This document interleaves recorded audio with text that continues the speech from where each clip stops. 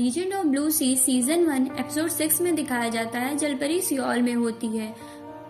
उसके पास पैसे नहीं होते हैं, तभी वह देखती है कुछ स्कूल की लड़कियां दूसरी लड़की को परेशान करके उससे पैसे ले रही होती हैं। जलपरी को लगता है शायद यहाँ पर ऐसे ही पैसे कमाए जाते हैं। वह एक छोटी बच्ची का बैग छीन लेती है और उससे कहती है चलो पैसे निकालो। छोटी बच्ची बोलती है कि तुम्हें शर्म नहीं आती, तुम इतनी छोटी बच्ची से पैसे मांगती हो। तो जलपरी कहती है उसे नहीं पता कि पैसे कैसे कमाए जाते हैं, लेकिन वह बहुत भूखी है इसीलिए उसे पैसे चाहिए। वह छोटी बच्ची काफी अच्छी होती है, वह उसे खाना दिलवाती है, फिर उसे बताती है कि यहाँ पर पैसे कमाना कितना जरूरी होता है, बिना पैसे के कुछ नहीं हो सकता है। फिर वह जलपरी को कहती है तुम जल्दी से कोई जॉब ढूंढ लो, तब तक के लिए वह उसको कुछ पैसे दे जाती है। इधर हमें दिखाया जाता है जून उस अमीर औरत से मिलने आता है जिसको उसने पहले बेवकूफ बनाया था। दरअसल इस औरत के बेटे ने अपने ही क्लासमेट को बिल्डिंग से गिराकर मार दिया था। जून ने उस औरत से वादा किया था कि वह उसके बेटे को बचा लेगा और उससे पैसे लेकर भाग गया था, लेकिन जून अब उसको रियलाइज करवाना चाहता था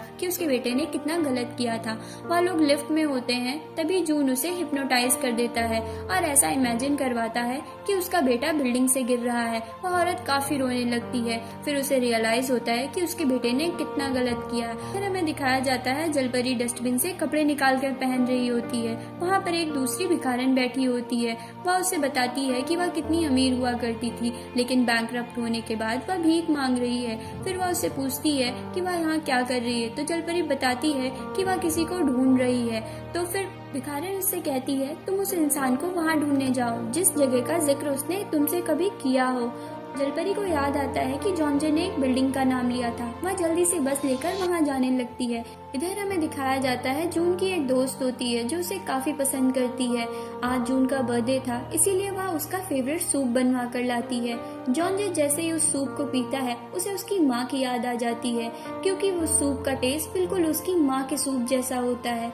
लेकिन जॉन्जे को नहीं पता होता कि इस औरत के घर में जो औरत काम करती है वह उसकी माँ ही होती है।